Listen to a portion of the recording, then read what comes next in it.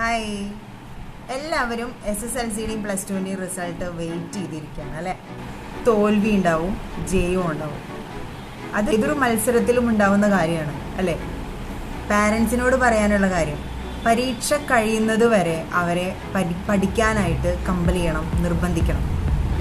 പരീക്ഷ കഴിഞ്ഞാൽ ഒരിക്കലും അവർക്കൊരു പ്രഷർ കൊടുക്കരുത്, അവരെ കമ്പയർ ചെയ്ത് സംസാരിക്കരുത്, അവരെ സപ്പോർട്ട് ചെയ്ത് സംസാരിക്കണം.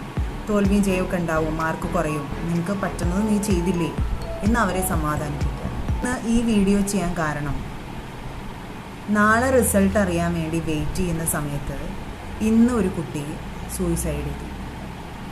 കാരണം ചോദിച്ചറിഞ്ഞപ്പോൾ എന്താ അറിയാൻ കഴിഞ്ഞതെന്ന് വെച്ചാൽ, ചേച്ചിക്ക് ഫുൾ A+ ആയിരുന്നു.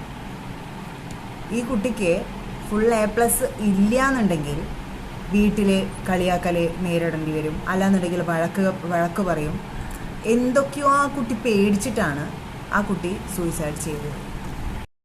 തോൽക്കില്ല ആ കുട്ടി, മാർക്ക് കുറയുള്ളൂ.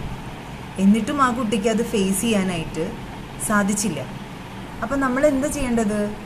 നമ്മൾക്ക് കുട്ടികൾക്ക് എന്താ കൊടുക്കാൻ കഴിയുക? അവർക്ക് എന്തും നേരിടാനുള്ള എന്തും ഫേസ് ചെയ്യാനുള്ള ഒരു കഴിവ് അവരെ വളർത്തിയെടുക്കണം. അതിനുവേണ്ടി എന്താ ചെയ്യുക? നമ്മൾ അവരെ സപ്പോർട്ട് ചെയ്യണം. ബിസിനസ് ചെയ്യാനൊന്നും എഡ്യൂക്കേഷൻ്റെ ആവശ്യമില്ല. എഡ്യൂക്കേഷൻ ഈസ് ആൻ ഇൻഫോർമേഷൻ അല്ലേ.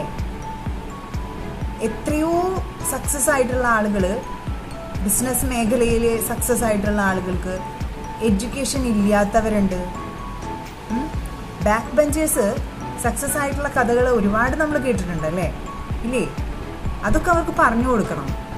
പാരൻസിനോട് പറയാനുള്ളത്, ഒരിക്കലും അങ്ങനെ ചെയ്തു കഴിഞ്ഞാൽ നിൻ്റെ ജീവിതം നശിച്ചു പോകുമെന്നൊന്നും പറഞ്ഞ് അവരെ ടോർച്ചർ ചെയ്യരുത്.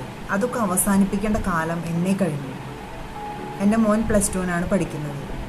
ജീവിതം നീണ്ടു നിവർന്ന് കിടക്കില്ലേ. നമുക്ക് ജയിക്കാനുള്ള അവസരം നമുക്ക് കിട്ടും, അന്ന് നമുക്ക് ജയിക്കാം. തോൽവി എന്ന് പറയുന്നുണ്ടല്ലോ, നമ്മൾ ഒരു സ്ഥലത്ത് നമ്മൾ വീണു.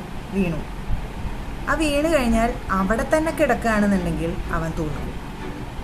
അല്ല, അവിടെ നിന്ന് എണീക്കാനുള്ള ശ്രമം അവൻ്റെ ഭാഗത്തു നിന്ന് ഉണ്ടായാൽ അവൻ ജയിക്കും.